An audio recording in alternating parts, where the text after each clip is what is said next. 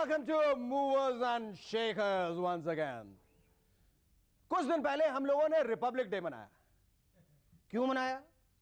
पता नहीं.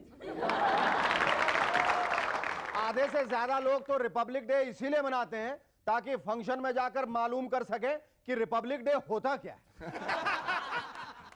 बताते हैं, आज से 49 साल पहले हमारा कॉन्स्टिट्यूशन लागू हुआ था.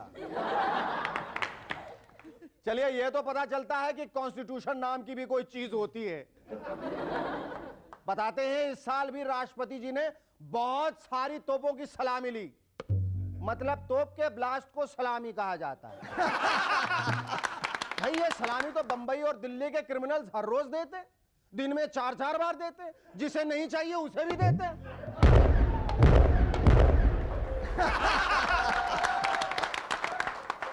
एयरफोर्स के हवाई जहाजों ने राजपथ के ऊपर अपने स्टंट्स दिखाए.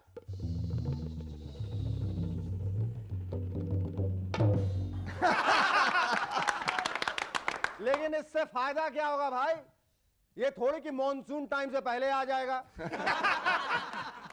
या फिर ममता जी घबरा कर रेलवेज नहीं मांगेंगी, या फिर लालू जी गाय भैंसों से प्यार करना शुरू कर देंगे, या फिर हमारे क्रिकेट प्लेयर्स बॉल के पीछे दौड़ने के बजाय उसे रोकने लगेंगे. ऐसा कुछ भी नहीं होगा, बिल्कुल नहीं होगा, कदापि नहीं होगा, हरगिज नहीं होगा. इसलिए आप लोग चुपचाप बैठिए और एमएनएस का तमाशा देखिए. Our guests tonight are Nadira Babbar and Abhijit Sanya. But before that, give a large round of applause for Shahrukh and his rubber band.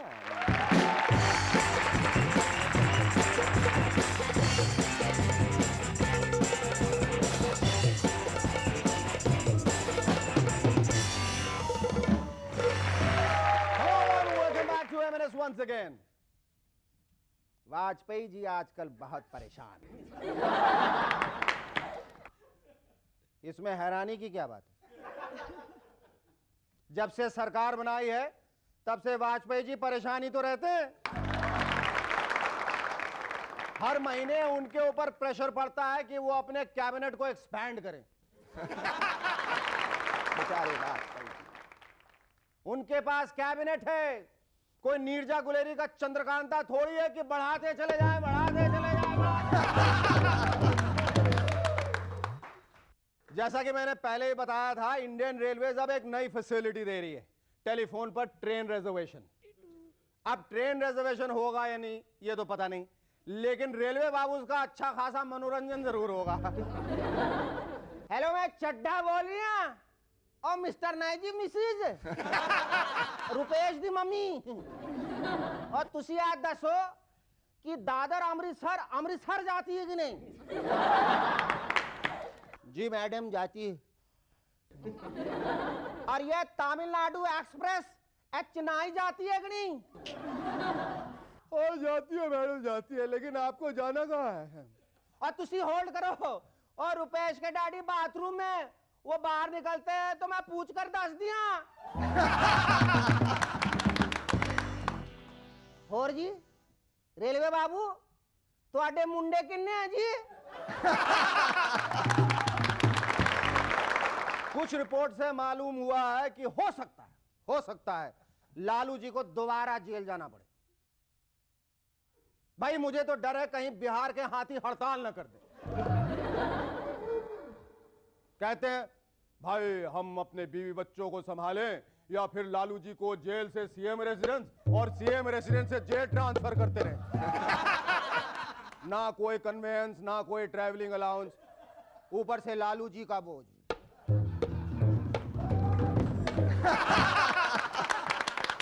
Bihar के हाथी तो फिर भी शरीफ हैं. आसाम के हाथी को देखिए, वो आजकल गांव में घुसते हैं, घरों को तोड़ते हैं, मटकों में भरी शराब पीते हैं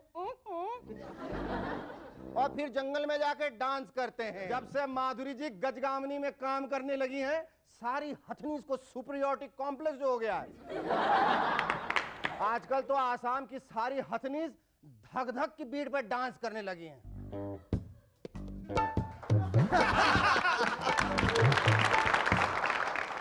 जीनत अमान अब शपथ सीरियल में काम करेंगी। उनका कहना है कि वो सीरियल में इसलिए काम कर रही हैं क्योंकि प्रोड्यूसर निकिता शाह ना सुनने को तैयार नहीं थी। कमाल है, कल को गंगूराम से ना सुनने को तैयार नहीं होंगे तो आपको किसी हॉरर फिल्म में भूतनी का रोल करना पड़ेगा।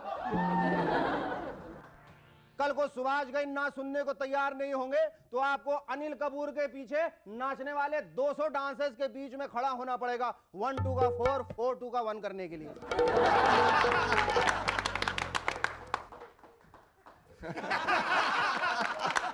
नहीं समझ में ये नहीं आता कि हमारी हिंदी फिल्म के हीरोइन इतनी बेबस क्यों होती है? क्यों होती है बेबस? हीरोइन ब्रिज से कूदना चाहती है, नदी में डूबना चाहती है तो हीरो आके उसे रोकता है। अरे वो कौन होता है आपकी लाइफ में दखल अंदाजी करने वाला? आपको कूदना है तो आप बेशक कूदो, अगर एक बार में नदी में नहीं डूबती तो बाहर निकल कर दोबारा कूदो। विलन हीरो को खंबे से बांधता है तो नाचना हीरोइन को पड़ता है। नाच छमिया नाच। जब तक तेरे पांव चलेंगे इसकी सांस चलेगी। अरे काहे का पांव काहे की सांस? मत नाचो। क्या बिगाड़ लेगा वो तुम्हारा? क्या हो जाएगा तुम्हारा? पिटाई तो हीरो की होगी ना। बिल्कुल मत नाचो। श्रीलंका के प्रेसिडेंट बंदार नायके के बारे में कहा जाता है कि अगर उन्हें लंच पे इनवाइट कीजिए तो वो डिनर पे आ जाती। उनसे तो अच्छे हमारे नेता हैं। अगर मंडे को 2 बजे किसी फंक्शन में पहुंचना होता है तो मंडे के 2 बजे ही पहुंचते। यह दूसरी बात है कि 7 दिन बाद पहुंचते। कल्याण सिंह जी ने कुछ दिन पहले अपने बर्थडे पर एक हाथी के माथे पे तिलक लगाया। अरे बर्थडे कल्याण जी का और तिलक हाथी के माथे पे।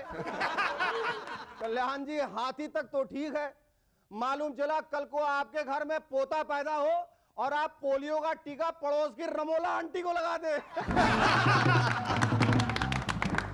Our first guest in M&S tonight is a multi-talented lady who's also been the pioneer in children's theatre. Ladies and gentlemen, please welcome Nadira Babbar.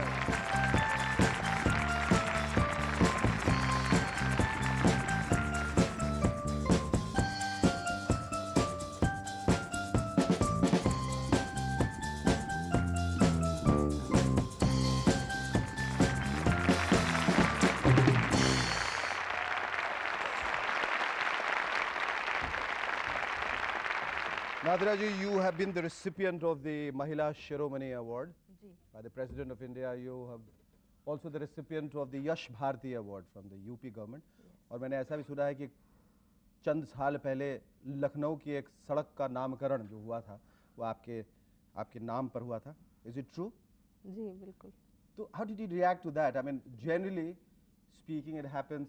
बड़े-बड़े जो राजनेता होते हैं, politicians, उनके नामों पर रखा जाता है सड़कों का नाम. How did you react to that?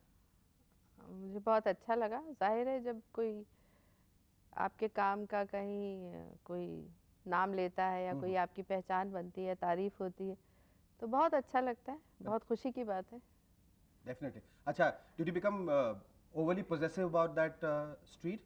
ऐसा लगता है सुबह उठ के सबसे पहले मैं वहीं दौड़ लगाऊंगा. अगर मैं लखनऊ में रहती तो शायद ऐसा हो जाता, लेकिन चूंकि मैं बम्बई में रहती हूँ, इसलिए मैं इन्हीं ट्रैफिक वाली सड़कों पे ही घूमती रहती हूँ.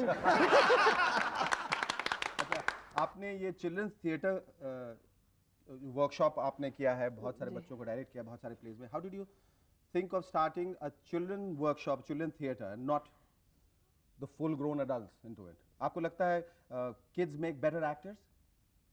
नहीं, मैंने बच्चों पे काम किया है, बच्चों के साथ काम किया है, लेकिन I have a professional theatre group and I do mainly work with adults. Of course, I have a children's theatre branch and I also believe that children theatre is very important because we must catch them young.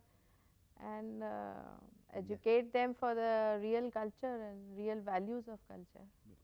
Stay with us. We'll be back in a moment to chat some more with Nadira Babbar.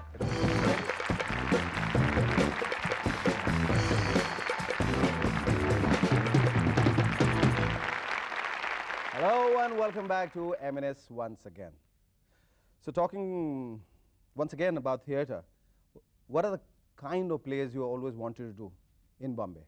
कि मुझे ऐसा लगता है कि यहाँ बहुत ज़्यादा commercialization है theatre का भी. अगर हमें ये पता हो कि हमारी नीयत क्या है, अगर हमारी नीयत ही खोटी है कि हम सिर्फ इसलिए थिएटर कर रहे हैं क्योंकि हमें कुछ सेंसेशन करना है या सिर्फ पैसे कमाने हैं, तो पैसे कमाने के और भी बहुत जरिए हैं, फिर थिएटर पे ही मेहरबानी करने की क्या जरूरत है? आपके पेरेंट्स माशाल्लाह दोनों बहुत they are great writers. Are you also in the process of jotting down your memoirs? मैं सोच रही हूँ बहुत दिन से कि कुछ लिखूँ, अच्छा मतलब लिख भी रही हूँ, काफ़ी सारी चीज़ें मैंने लिखी हैं, कई सारे अडेप्टेशंस की हैं, मेरी पोएम्स भी जा रही हैं पब्लिशिंग में, लेकिन एक तरह से ये नहीं मैं कह सकती कि I am a full fledged writer as such. I mean I am more of a theatre worker than a writer. अच्छा, tell me in the initial days जब आप बम्बई आई थी, and then Raj Babbar became a big film actor with his debut in Insaf Ka Tarazu. Then did you feel at any point subjugated? नहीं, बिल्कुल नहीं. बिल्कुल नहीं. बिल्कुल भी नहीं. Because it does happen normally in a relationship जहाँ शौहर जो है, जो husband, if he शायद अगर मैं फिल्म्स में जाती, in a profession like this, हाँ, maybe if I was trying in films or I was wanting to act in films, maybe तब हो सकता है कि शायद, पर चूंकि मैंने पूरी तरह से अपने आप को थिएटर में लगाया और उसके ज़रिए ही काम करती रही, तो मुझे शायद कभी ऐसा मतलब दूर ये सवाल भी नहीं उठा मेरे कभी नहीं. There were no problem at all. I mean, like, you know, the husband gets very busy and the wife that is another problem. That how did you deal with that problem? How did you deal with that problem? By doing my own work and finding solace in my children. Great. That's very nice. And आपके बच्चे अभी क्या कर रहे हैं?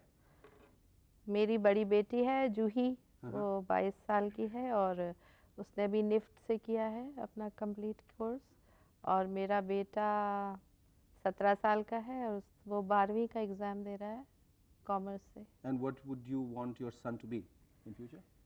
I want him to be a good human being and he can decide whatever he wants to be. Well, I'm sure he's a good human being because he's your son. It was lovely talking to you. Thank you, Chetan.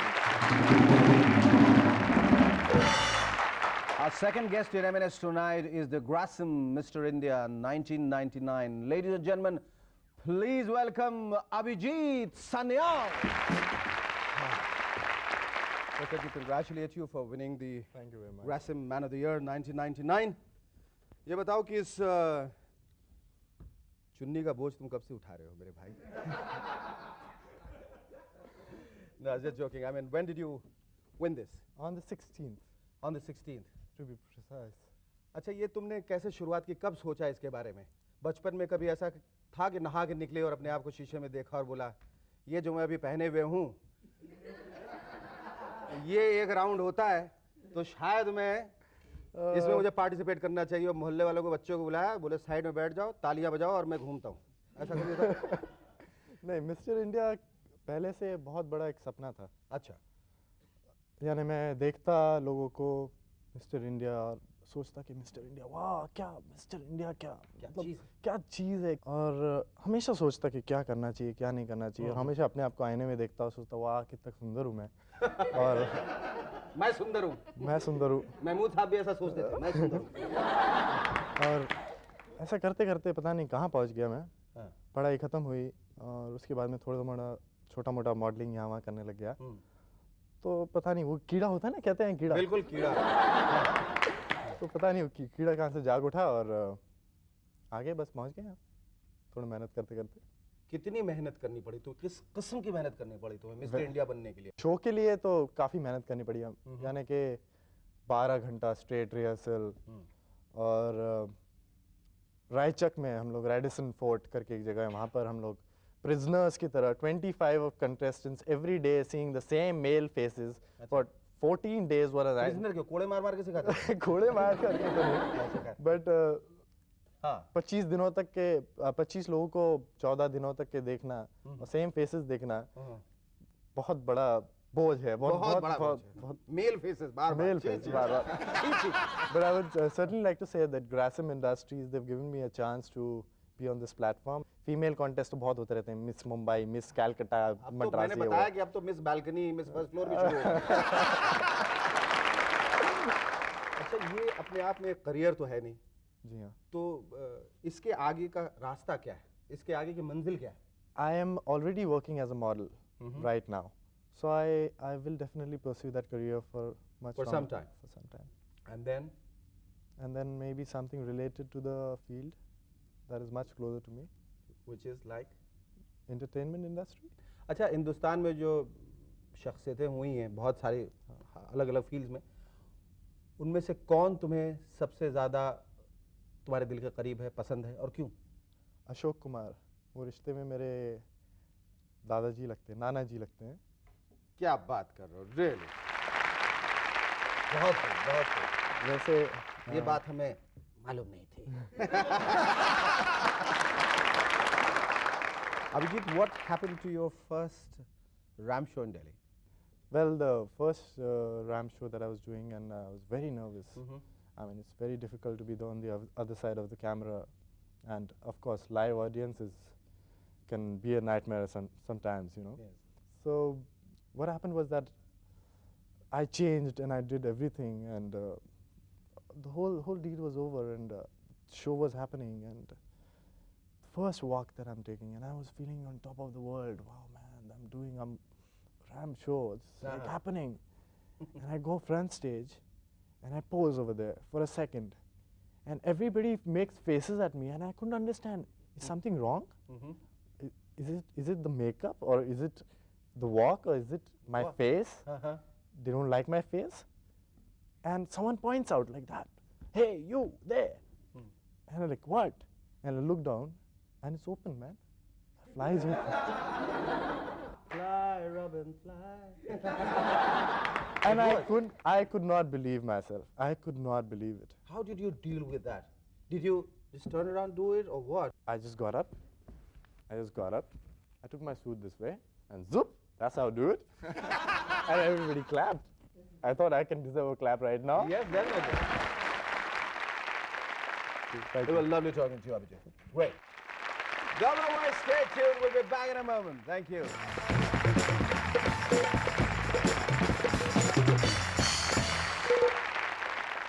Hello and welcome to MNS once again.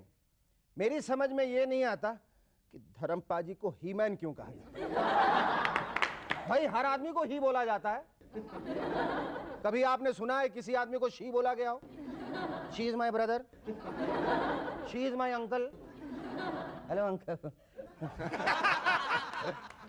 और दिलीप कुमार साहब को tragedy king क्यों कहा जाता है कच्चे वाली tragedy तो अभी अभी हुई है और इतने सालों से आप ट्रेजेडी किंग हैं और सुभाष घई साहब को शोमैन क्यों कहा जाता है उन्होंने तो अब तक कुछ भी एक्सपोज नहीं किया है फिर भी आज का ये खत भेजा है जयप्रकाश जी ने फरीदाबाद हरियाणा से यार ये फरीदाबाद से बहुत खत आ रहे हैं संभालो पकड़े जाएंगे एक बच्चा कुंभ के मेले में गुम हो जाता है तो एक पुलिसमैन के पास जाता है और कहता है पुलिस अंकल क्या आपने किसी ऐसी लेडी को देखा है जिनके साथ में उनका बच्चा नहीं है और जो देखने में बिल्कुल मेले जैसा है